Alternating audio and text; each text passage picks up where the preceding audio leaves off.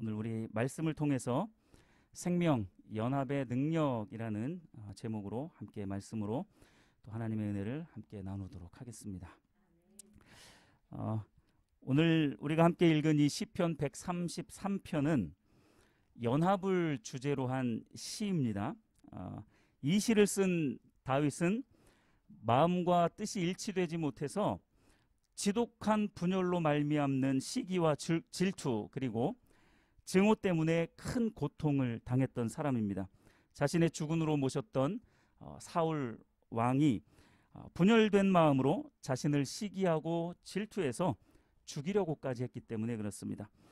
우여곡절 끝에 다윗은 왕이 되었지만 역시 이 분열은 끝이 나지 않았어요. 7년 6개월이라는 긴 시간 동안 이 다윗은 반쪽짜리 나라를 그렇게 다스렸습니다. 다윗은 이 분열의 아픔을 누구보다도 절실하게 느꼈던 사람이었습니다. 이 분열이 가져다주는 고통이 상상 외로 너무 크다는 그것을 뼈저리게 느낀 사람이 바로 이 다윗입니다. 그래서 다윗은 이 하나님의 감동을 따라서 오늘 우리가 함께 봉독한 시편 133편을 지었던 것입니다. 다윗은 이렇게 노래합니다. 주의 성도들이 연합하여 함께 사는 것이 어찌 그리 선하고 아름다울까. 이 연합에 대한 간절함이 묻어있는 다윗의 시가 오늘 우리에게도 그렇게 말을 합니다. 연합, 그것은 너무나도 선하고 아름다운 것이다. 이렇게 말을 합니다. 오케스트라 지휘자에게 있어서 이 연주자들이 연주하는 이 악기 소리가 불협화음을 낸다는 것처럼 참 참기 힘든 그런 고통은 없을 것입니다. 또한 왕에게 백성들이 분열하고 다툼하고 서로 비방하면서 일치되지 못한 이러한 마음을 가지고 있는 것처럼 이 왕에게 있어서 또 고통은 없을 것입니다. 하나님에게 있어서 고통은 하나님의 자녀요 하나님의 백성인 하나님의 이 백성들이 하나님의 뜻을 따라서 일치되지 못한 일치되는 그 모습이 아닌 분열된 그러한 마음으로 그러한 모습으로 살아가는 것처럼 하나님에게 있어서 견디기 힘든 고문은 또 없을 것입니다. 그래서 성경은 연합하는 것 자체가 선이고 또 아름다움 그 자체다라고 말씀을 하고 있는 것입니다. 반대로 연합하지 못하는 것은 악이고 보기에 매우 흉측한 그러한 모습이다라고 말할 수 있는 것이죠. 교회 안에서 목회자끼리 다투고 또 목회자와 성도들끼리 다투고 성도와 성도들이 서로 이해관계가 얽혀서 서로 법정 공방을 하는 그러한 일들을 우리는 주변에서 많이 볼 수 있었을 것입니다. 이 연합하는 것 자체만으로도 하나님은 선한 것이고 그리고 보기에 좋은 아름다운 일로 인정하시는 이유가 하나님은 이러한 분열을 너무나도 싫어하시기 때문이다라는 것입니다. 그래서 연합했을 때의 이 선하고 아름답고 아름다운 이 모습을 2절과 3절에서는 이렇게 묘사하고 있습니다. 먼저 2절을 한번 보실까요? 머리에 있는 보배로운 기름이 수염 곧 아론의 수염에 흘러서 그의 옷깃까지 내림 같고 라고 이렇게 말씀을 하고 있습니다. 자, 머리에 부어진 보배로운 기름이 수염을 적시고 그리고 그것이 넘쳐서 옷깃에까지 흘러가는 그 모습을 한번 상상을 해보십시오. 이게 바로 연합할 때 일어나는 현상이라고 다윗은 노래하고 있는 거예요. 그 간절한 마음으로 연합을 바랬던 이 다윗이 하나님께 감동을 받아서 연합의 모습은 바로 이러한 모습이다. 보배로운 기름이 머리에 부어져서 그것이 수염을 적시고 옷깃 끝까지 흘러 넘치는 것, 이것이 바로 연합의 모습이다라고 이렇게 묘사를 하고 있는 것입니다. 이 보배로운 기름, 보배로운 기름이 의미하는 것, 이 보배로운 기름 안에 어떠한 의미가 담겨져 있느냐? 하나님의 인정하심과 그리고 하나님의 신뢰 그리고 그의 생명의 역사와 한없이 부어지는 은혜, 이러한 모든 것들이 이 보배로운 기름 안에 다 담겨져 있는 겁니다. 이 보배로운 기름이 머리에 부어져서 수염을 적시고 옷깃 끝까지 그렇게 흘러내린다라고 연합에 대해서 그렇게 말씀을 하고 있는 겁니다. 이 하나님의 생명과 신뢰 그리고 성령의 역사하심과 자비와 은총이 머리에 부어지고 그것이 차고 넘쳐서 수염과 옷 끝단까지 흘러가게 되는 것. 이것이 바로 연합의 모습인 것이죠. 또 3절에서 연합을 묘사하기를 헐몬의 이슬이 시온의 산들의 내림과 같다라고 이렇게 표현을 하고 있습니다. 제가 읽어드리겠습니다. 헐몬의 이슬이 시온의 산들의 내림 같도다. 거기서 여호와께서 복을 명령하셨나니 곧 영생이로다. 이렇게 말씀합니다. 지금도 이 헐몬산이 있어요. 헤르몬산이라는 산이 있는데 해발 2814m로 이스라엘에서 가장 높은 산입니다. 가장 높은 산이에요. 그래서 매우 특이하게도 이스라엘은 중동 지역이잖아요. 근데 그 더운 나라에 뭐가 있냐면 스키장이 있습니다. 이스라엘의 유일한 스키장이 바로 이 헐몬산에 있어요. 그래서 한여름만 빼고 이 헐몬산에는 항상 눈이 덮여져 있습니다. 그래서 스키를 타러 많은 사람들이 그렇게 가는 거죠. 그래서 이 헐몬산은 이 중동 지역에서는 잘 볼 수 없는 그런 눈이 있는 곳이기 때문에 또 스키를 탈 수 있는 곳이기 때문에 많은 사람들이 사랑하는 산이에요. 굉장히 아낍니다. 그런데 무엇보다도 중요한 것은 이 헐몬산이 무엇보다도 중요한 것은 그렇게 한여름을 제외하고는 눈으로 덮여있는 뒤덮여있는 그 산이 여름이 되었을 때 눈이 녹기 시작합니다. 눈이 녹기 시작해서 어떻게 되겠어요? 물이 되어서 온 대지를 적십니다.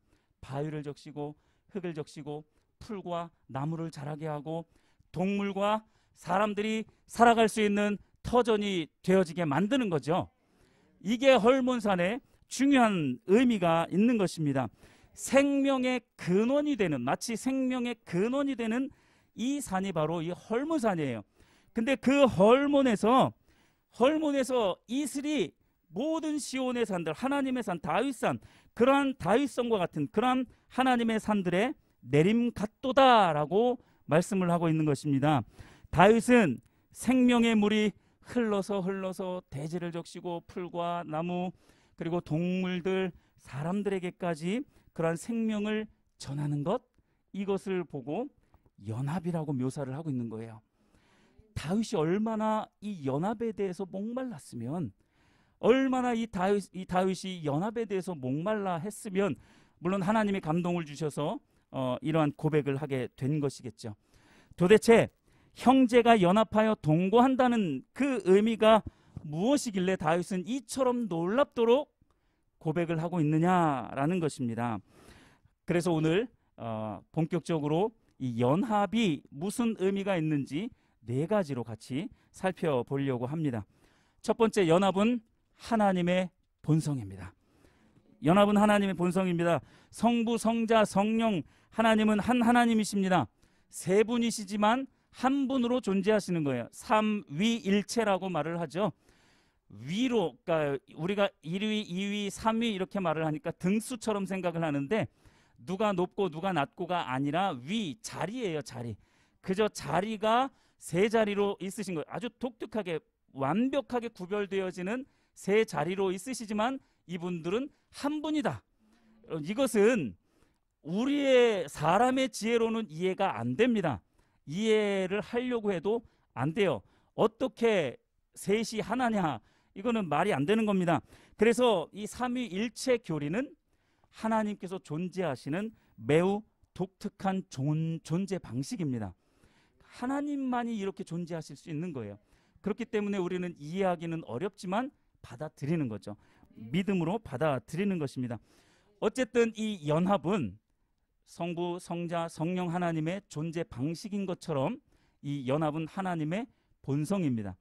그런데 하나님은요, 이 본성을 그대로 누구에게 전달해 주셨는 줄 아세요? 저와 여러분들에게 전달해 주셨습니다. 창세기 1장 26절에 보시면 하나님이 이르시되 우리의 형상을 따라 우리의 모양대로 우리가 사람을 만들자, 이렇게 말씀을 하셨습니다. 저와 여러분들 안에는 하나님의 형상이 그대로 복사되어져 있어요. 컨트롤 C, 컨트롤 V 아시죠? 한글 조금 쓰시는 분들은 컨트롤 C는 복사, 컨트롤 V는 붙여넣기잖아요. 그래서 우리 아이들이 그런 얘기 많이 합니다. 복붙이라고. 하나님의 형상이요, 우리 안에 그대로 복붙되어져 있는 거예요. 그 하나님의 연합의 본성이 우리 안에도 그대로 복사되어져 있다라는 거예요. 예수님은 아주 직접적으로 또 이렇게 말씀을 하셨습니다. 아버지와 나는, 나와 아버지는 하나다. 요한복음 10장 30절에서 말씀을 하고 있습니다. 예수님과 아버지와 하나님 아버지와 예수님이 하나다라는 의미가 무엇이겠습니까? 마음이 같고 생각이 같고 뜻이 같고 의지가 같고 행동하는 것이 다 같은 거예요. 그래서 나와 아버지는 하나다, 아버지와 나는 하나다라고 말했을 때에는 가장 중요한 것이 뭐냐면 하나님의 뜻을 예수님은 그대로 온 세상에 전파했던 거예요. 자기의 뜻이 아닙니다. 자기의 뜻이 아니라 하나님의 뜻을 그대로 전했던 사람이 바로 예수 그리스도다라는 것입니다. 하나님이 원하는 게 무엇인지 너무나 잘 아는 거예요. 왜냐하면 한 분이잖아요. 같은 분이에요. 삶 위로 계시지만 또 일체로 같은 분이시기 때문에 하나님이 뭘 원하고 계신지 그 마음 중심을 너무나도 잘 알고 계시기 때문에 그 뜻을 온 세상에 펼치기에 충분하다라는 거죠. 예수님이 이렇게 할 수 있었던 이유는 바로 하나님과 예수님이 연합된 하나이기 때문에 가능한 줄 믿으시길 바랍니다. 하나님의 형상대로 지음받은 우리에게도 똑같은 이 연합의 특징이 나타나야 되는 겁니다. 그래서 예수님은 다음과 같이 말씀을 하세요. 요한복음 17장 22절에서 우리가 하나가 된 것처럼, 즉 하나님과 예수 그리스도가 하나가 된 것처럼 그들도 하나가 되게 하려 함이니이다. 예수님의 뜻이 여기 있는 거예요. 아버지와 내가 하나인 것처럼 저와 여러분들도 하나가 되게 하려 하신다라고 예수님이 말씀하십니다. 그러면서 요한복음 14장 12절에서는 또 이렇게 말씀해요. 내가 진실로 진실로 너희에게 이르노니 나를 믿는 자는 내가 하는 일을 그도 할 것이요 또한 그보다 큰 일도 하리니. 우리가 예수님을 믿고 예수님과 연합된 자가 되어지면 하나님과 예수님이 하나가 되어져서 예수님이 하나님의 뜻을 온전하게 온 땅에 실천하셨던 것처럼, 선포하셨던 것처럼 우리들도 예수 안에 있고 예수님이 우리 안에 계시면 우리도 예수님이 하시는 그 일을 다 할 수 있는 줄 믿으시길 바랍니다. 이게 바로 연합의 특징인 거예요. 예수님은 하나님의 뜻을 그대로 실천하면서 살았습니다. 저와 여러분들도 그 하나님의 뜻, 또 예수님의 그 뜻을 온전히 연합된 자로 그렇게 실천하며 살아갈 수 있어야 한다라는 것을 말씀을 드립니다. 하나님의 뜻과 목적이 이 땅 가운데 그대로 실천이 되어질 수 있도록 만드는 그 중요한 도구가 연합입니다. 마음을 하나로 모으는 거죠. 하나님 때문에 연합되어지고 예수님 때문에 연합되어지고 성령님 때문에 연합되어지는 하나님의 본성을 그대로 품고 살아가는 주의 자녀들, 그들 안에서 하나님의 뜻이 온전하게 이 땅 가운데 선포되어질 수 있다는 거예요. 이런 일들이 연합할 때 가능하다는 사실입니다. 연합이 안 되어지면 이러한 일들은 나타날 수가 없습니다. 자, 이런 일들이 연합할 때 가능한데 본문 1절에 보시면 형제라는 단어가 이 사실을 조금 더 보충을 해줍니다. 형제가 의미하는 바, 형제가 연합하여 동거함이 이렇게 되어 있잖아요. 여기서 말하는 형제는 남자를 말하는 게 아니고 주 안에서의 형제를 말합니다. 뭐 남성이든 여성이든 노인이든 어린이든 아무 상관이 없어요. 주 안에서 주의 뜻을 그리고 하나님 중심적인 가치관을 가지고 있는, 뜻과 가치관이 하나인 그리고 같은 목적을 가지고 있는 사람들, 이러한 사람들을 보고 오늘 본문에서는 형제라고 그렇게 말씀을 하고 있는 것입니다. 하나님과 예수 그리스도의 복음을 최고의 가치로 여기며 오직 살아계신 한 분만을 사랑하는 것과 인생의 유일한 목적이 같은 사람들, 오직 하나님만 바라보는 사람들, 이러한 사람들이 바로 형제라고 표현되어져 있는 것입니다. 예수님께서 하나님의 뜻을 이 땅에 그대로 실천하셨던 것처럼 우리 또한 예수께서 사셨던 그 십자가의 복음을 전하는 자로 살아가는 것이 바로 형제의 연합인 거예요. 연합이 하나님의 본성인 것처럼 저와 여러분도 먼저 하나님과 연합하시고 또 형제와 형제 간에 그렇게 연합하며 하나님의 형상을 입은 자로 하나님의 형상을 그대로 복사해서 붙여넣기 한 것처럼 그렇게 살아가야 하는 것이죠. 그래서 하나님의 뜻과 목적을 이 땅 가운데 실현하는 주의 자녀가 되어져야 할 것입니다. 두 번째, 연합이 중요한 이유는 연합을 통해서 우리가 성장할 수 있고 그리고 우리가 모여있는 이 교회뿐만 아니라 우리 한 사람 한 사람이 교회로서 온전하게 설 수 있기 때문에 그렇습니다. 연합이 없이는 성장할 수가 없어요. 교회가 온전하게 세워질 수가 또 없습니다. 골로새서 2장 19절에 보면 온 몸이 머리로 말미암아 마디와 힘줄로 공급함을 받고 연합하여 하나님이 자라게 하심으로 자라느니라. 여기에서 말하는 몸은 교회를 말합니다. 그리고 성도를 말해요. 이 교회인 이 성도는 머리로 말미암아 마디와 힘줄로 공급함을 받고 연합해서 하나님이 또 자라게 하신다라는 거예요. 여기서 말하는 머리는 누구겠어요? 예수 그리스도죠. 예수 그리스도예요. 아까 머리에 있는 보배로운 기름이 머리에 부어진 것처럼 예수께서 우리의 머리가 되지 않으시면 우리는 힘을 공급받을 수가 없고 연합할 수도 없을 뿐만 아니라 자랄 수도 없는 거예요. 예수님 때문에 우리가 연합하여 또 하나님이 우리로 하여금 자라게 하시는 거죠. 그러니까 연합하지 않으면 우리는 자라지 않습니다. 여러분들 지금 몸으로는 지금 다 많이 자라 있죠. 저도 많이 자라 있습니다. 제가 원래 키가 171이었는데 최근 들어서 172로 컸어요. 그래서 이게 무슨 일인가 좀 생각을 했는데 하나님이 이거 나이를 거꾸로 먹게 하시는 건가? 너무나도 놀라운 일들이 벌어지고 있는데 1cm가 컸어요. 1cm가. 그래서 이게 무슨 일인가 참 놀랍더라고요. 근데 우리가 육신적으로 솔직히 다 큰 것 같죠. 지금 제가 뭐 우리 존경하는 목사님도 계시고 우리 어머니도 계시고 연배가 높으신 분들도 계신데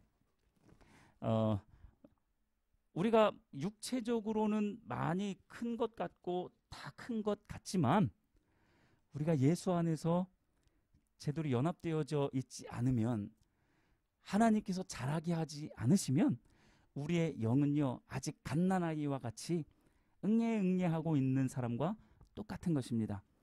연합할 때 하나님께서 우리를 자라게 하는 줄 믿으시길 바랍니다. 에베소서 2장 21절에는 또 이렇게 말씀합니다. 그의 안에서 건물마다 서로 연결하여 주 안에서 성전이 되어 가고.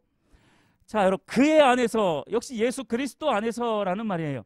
예수님께서 건물마다 서로 연결시켜서 주 안에서 우리가 무엇으로 자라가게 되냐면 성전으로 자라가게 되는 겁니다. 우리가 그냥 교회가 되는 것이 아니에요. 우리의 모인 공동체가 그냥 교회가 되는 것이 아닙니다. 예수님으로부터 공급받은 그 힘과 능력과 은혜를 가지고 건물과 건물이 서로 연결되어져서 하나의 성전이 이루어지는 것처럼 그렇게 하나의 성전이 이루어질 때에 우리 각자 개개인도 하나님 안에서 교회가 되어지는 것입니다. 저와 여러분들이 교회가 되어져야 되는 거예요. 이 공동체의 교회도 당연히 교회가 되어져야 되고 우리 개개인들이 교회가 되어져야 되는 겁니다. 그래서 우리가 예배가 끝나고 난 다음에 흩어지잖아요. 흩어지면 각 가정으로 들로 우리가 가는 모든 곳곳 장소에 교회들이 가는 거예요. 그 의미로 우리가 신앙생활을 해야 되는 겁니다. 그런데 이 교회가 되어질 수 있는 방법이 뭐냐? 연합하는 거예요. 주 안에서 성전이 되고 우리가 주와 함께 연합하고 하나님과 연합하고 성도와 성도 간에 연합할 때 예수님이 부어주시는 그 은혜로 우리가 성전이 되어 가는 것입니다. 가끔 보면 집에서 혼자 신앙생활 가능하고 잘할 수 있다라고 그렇게 자신하는 사람들이 있습니다. 그런데 이건 매우 위험한 생각이에요. 하나님은 개개인의 삶 속에 당연히 들어와서 함께 역사하시고 동행하십니다. 그러나 개개인이 모여 연합된 그 공동체 안에서도 하나님이 하실 일들이 있다라는 거예요. 그렇기 때문에 그 연합된 공동체 안에서도 함께 하기를 하나님은 원하고 계십니다. 즉 개인적 경건 훈련과 공동체적 신앙생활이 병행되어야 건강한 신앙인으로 자랄 수 있게 되는 것입니다. 이처럼 연합이 없으면 성도는 성장할 수가 없고요. 교회는 온전히 세워질 수가 없습니다. 성장하지 못하면, 교회로 온전하게 세워지지 못하면 교회가 오늘날 당하고 있는 것처럼 세상의 손가락질을 받고 세상의 지탄을 받게 되어지는 거예요. 오늘날의 교회가 그렇게 지탄을 받고 세상 사람들의 무시 가운데 있는 이유가, 저는 교회들이 제대로 성장하지 못하고 연합하지 못했기 때문에 그렇다라고 생각을 합니다. 성장하지 못했다고 하니까 수백 수천 명으로 못 자라났어, 이런 걸 말하는 게 아닙니다. 몇 사람이 모였다 할지라도 그 안에 하나님의 복음이 온전하게 선포되어지고 하나님으로 향한 그 열정으로 가득 차 있다면 성장하고 있는 거예요. 여러분, 성장이라는 것은 규모가 커지고 이런 것을 말하는 게 아닙니다. 하나님을 향한 불타는 마음과 오직 하나님 한 분만 바라보고자 하는 그 마음으로 가득 차 있다면 그게 성장인 거예요. 그렇게 성장하고 그렇게 연합이 되어질 때에 교회가 세워지는 줄 믿으시길 바랍니다. 세 번째 연합은 서로 돕고 세워주는 것입니다. 연합은 서로 돕고 세워주는 것입니다. 이 세 번째 연합의 중요성은 부부 간의 관계나 또는 남녀 간의 관계에 있어서 성경적인 기준을 제시해 줍니다. 창세기 2장 18절에 보면 여호와 하나님이 이르시되 사람이 혼자 사는 것이 좋지 아니하니 내가 그를 위하여 돕는 배필을 지으리라 하시니라. 하나님의 본성이 연합이기 때문에 하나님은 항상 연합에 모든 관심을 두고 그 연합을 염두에 두고 계십니다. 하나님은 인류가 시작했을 때부터 사람이 혼자 거처하는 것이 보기에 안 좋으셨어요. 그러니까 안 좋다라는 것은 나쁘다, 악하다라는 뜻이 아닙니다. 왜냐하면 처음부터 하나님은 사람을 지으셨을 때에 보기에 너무 심히 아름답다, 심히 좋았기 때문이에요. 그런데 여기서 말하는 홀로 거처하는 것이 좋지 않았다라는 말은 그 모습도 너무나도 좋지만 더 훌륭한 모습이 있다라는 것을 말씀을 하고 있는 거예요. 그래서 그 연합이 중요한 겁니다. 하나님의 속성이 연합의 존재인 것과 마찬가지로 남자와 여자도 연합하도록 지으셨습니다. 특별히 부부간의 관계로 대표할 수 있는 이 남녀의 연합은 돕는 배필이라는 특별한 존재의 의미를 갖습니다. 남자와 여자가 서로 돕는 자로 존재하게 하셨어요. 돕는 자는 상대방을 깎아내리는 사람이 아니죠. 상대방을 돋보이게 해주는 사람입니다. 상대방의 허점을 공격하거나 조롱하거나 무시함으로 자기 자신을 높이 세우는 이런 사람이 아닌 거예요. 오히려 상대에게서 어떤 허점이 발견되었다면 저나 여러분들이 늘 하듯이 그 빈자리를 후벼 파는 사람이 아니라 메꾸어주고 채워주는 사람이 바로 돕는 사람입니다. 그래서 남녀 간의 관계는, 특히 부부 간의 관계는 좀 상극으로 만나는 경우가 많다라고 그렇게 이야기를 하더라고요. 저와 아내도 상극입니다.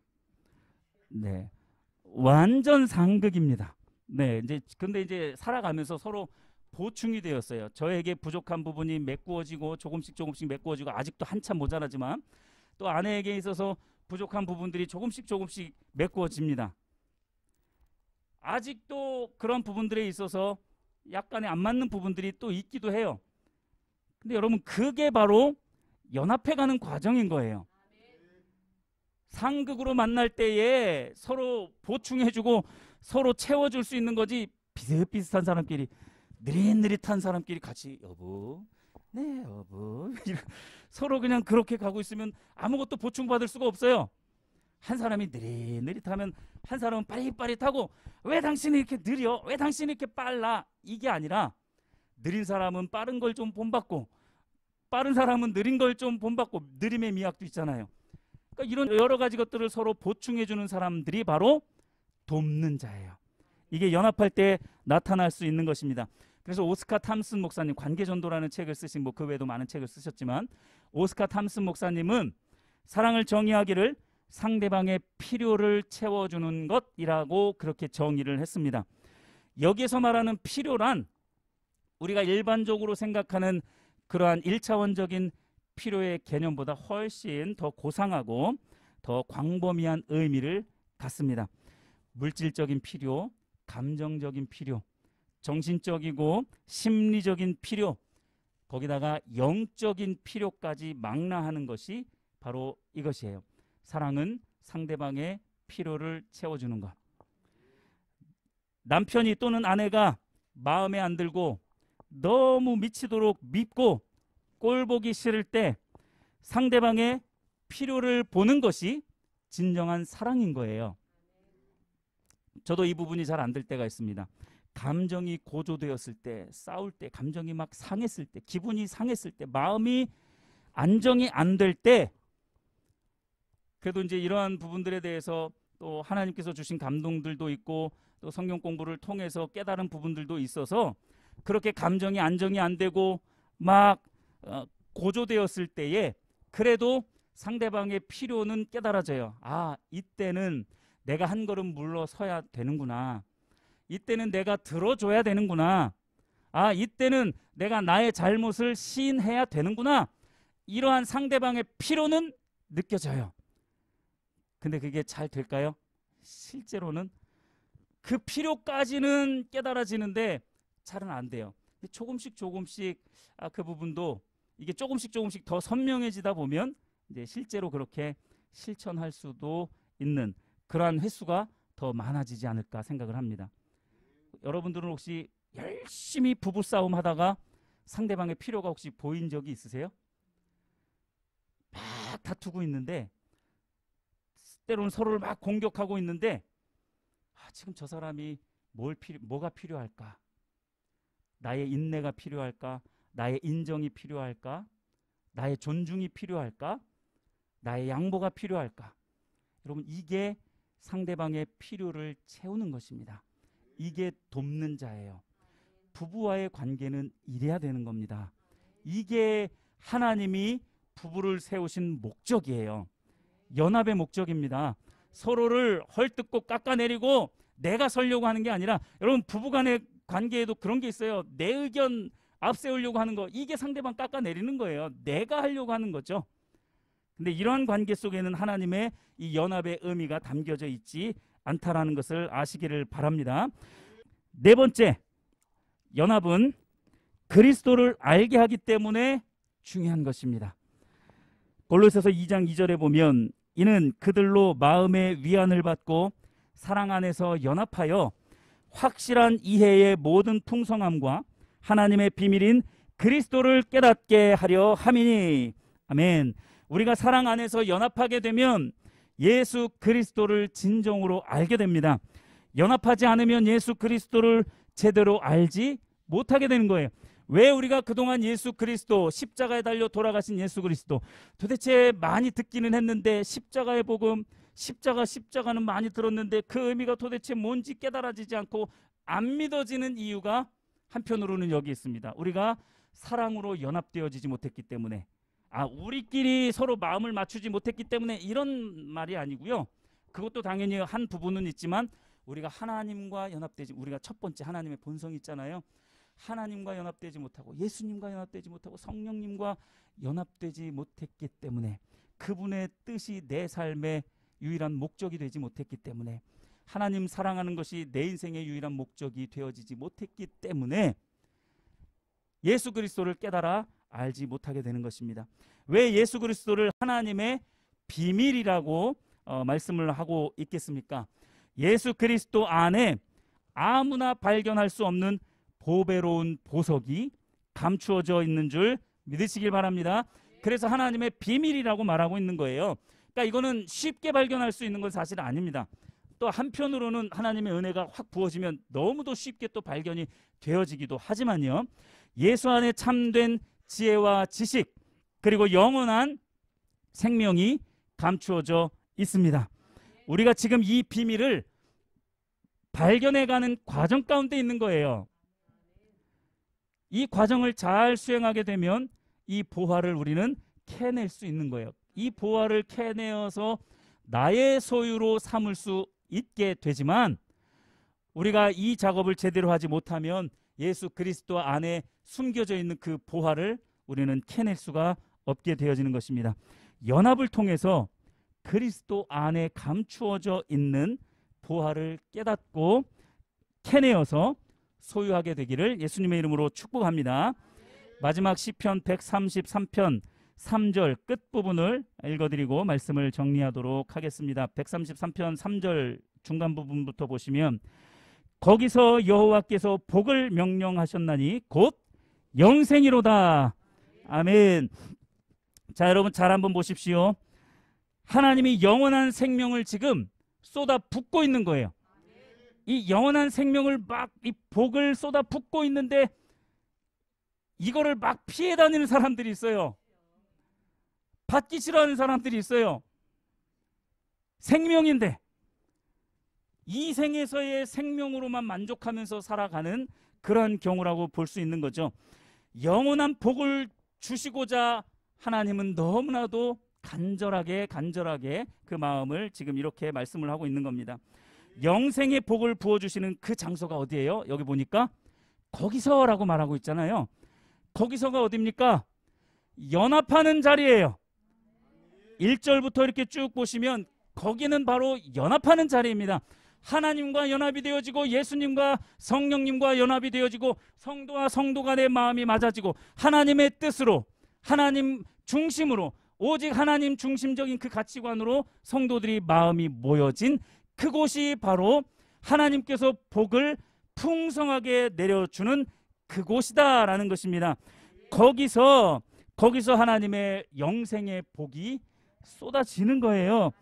저와 여러분들 우리 모두가 연합하면 바로 지금 이곳이 그 영생의 복이 쏟아지는 장소인 줄 믿으시길 바랍니다.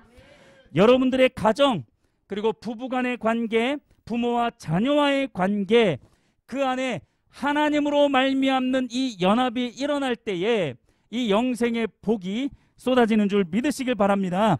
연합의 능력으로 말미암아 새로운 생명이, 그것도 영원한 생명이 저와 여러분들의 개개인의 모든 삶 속에, 그리고 가정 가운데에, 그리고 교회 가운데에 일어나게 되어 있는 거예요. 이게 바로 연합의 능력입니다. 생명이 살아나는 거예요. 소망이 없던 곳에 하나님의 뜻과 목적을 가지고 성도들이 연합하면 잃었던 소망을 다시금 찾게 되는 겁니다. 삶에 낙이 없고 좌절과 우울증에 시달리던 사람도 이 연합의 자리로 나올 때, 하나님과 연합되고 성도 간에 연합되어지고 한 뜻으로 하나님만 섬기고 사랑하는 그 자리로 나오게 될 때에 머리에 부어진 그 보배로운 기름이 수염을 온통 적시고 옷끝까지 흘러내렸던 것처럼 그 사람의 전 인생 가운데에 하나님께서 은혜로 함께 하실 줄 믿으시길 바랍니다. 가난하고 소외된 인생이 있습니까? 여러분, 연합의 자리로 나오시기를 바랍니다. 그러면 가난해도 부한 삶을 살 수 있고요, 하나님의 자녀라는 새로운 정체성을 가지고 그 생명을 가지고 살아갈 수 있는 사람이 되어질 수 있습니다. 그래서 오히려 소외되고 가난한 사람들을 영적으로 돌보는, 또 물질적으로도 도울 수도 있습니다. 물심양면으로 도울 수 있는 그러한 성도가 될 수 있습니다. 그렇기 때문에 연합이 능력이고 생명이 있는 줄 믿으시기 바랍니다. 연합해야 되는 거예요. 다윗과 같이 연합에 대한 간절함을 가지고 주와 연합하시고 성도와 성도 간에 연합하시고 교회와 교회가 연합되어지고 부부와 남편과 아내가 연합이 되어지고 부모와 자녀가 연합되어지는 저와 여러분들의 가정과 교회가 되기를 예수님의 이름으로 축복합니다. 아멘. 네, 잠시 기도하겠습니다. 살아계신 아버지 하나님, 참으로 감사를 드립니다. 하나님의 은혜로 말미암아 우리가 하나님의 말씀을 함께 나누었습니다. 생명, 그것은 곧 연합의 능력임을 우리가 깨달았습니다. 먼저 하나님과 연합되게 하여 주시옵시고 개개인이 연합되어지게 하시고, 부부가 연합되어지게 하시고, 자녀와 부모가 연합되어지게 하시고, 교회와 교회가 연합되어질 수 있도록 역사하여 주시옵소서. 그렇게 할 때에 모든 곳에, 온 땅에 하나님의 은혜의 역사가 충만하게 펼쳐질 줄로 믿사옵나이다. 하나님, 그러한 역사를 우리가 목도하게 하여 주시옵소서. 예수님의 이름으로 감사하며 기도합니다. 아멘.